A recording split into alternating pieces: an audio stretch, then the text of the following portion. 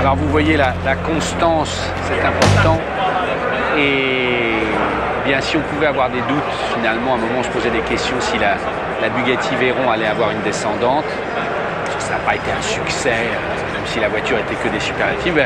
Le groupe Volkswagen n'a pas baissé la garde et il présente donc la Chiron, du nom du pilote éponyme. Et c'est intéressant parce que vous voyez la calandre en fer à cheval, les couleurs, tout évoque l'univers Bugatti.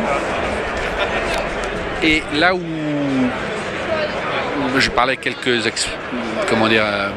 observateurs qui disaient que c'était étonnant, mais finalement ils n'ont pas démodé la Veyron d'un coup, puisqu'on retrouve un peu les lignes quand même, cet arrondi sur le côté, bien que tout change. Et puis c'est la voiture de tous les superlatifs, c'est-à-dire 16 cylindres à l'arrière, 4 roues motrices, 1500 chevaux, un couple phénoménal.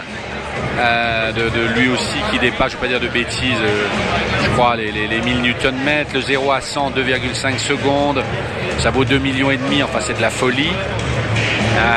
Et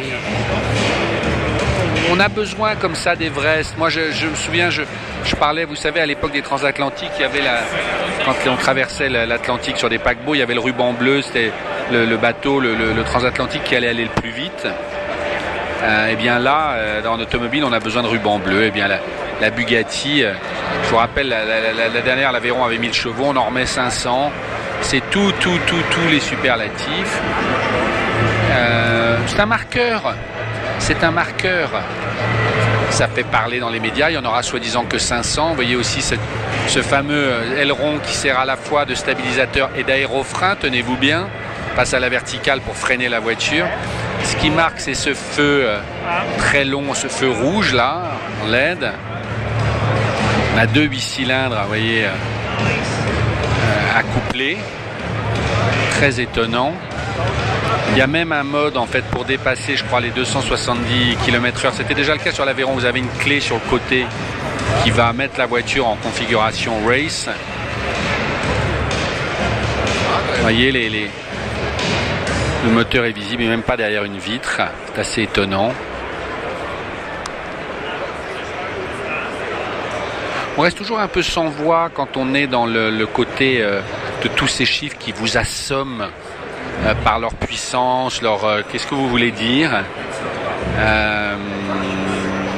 Moi, ce que je vois, au-delà des chiffres, c'est... Volkswagen ne lâche pas l'affaire, le groupe Volkswagen ne lâche pas l'affaire. Vous savez qu'au départ, c'est vraiment Ferdinand Piëch qui voulait le retour de Bugatti.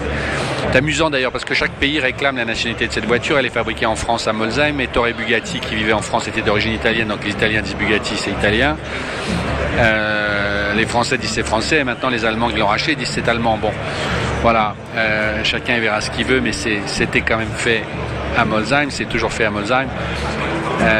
Donc on va dire que c'est une voiture européenne, mais quand même avec une grande ADN germanique.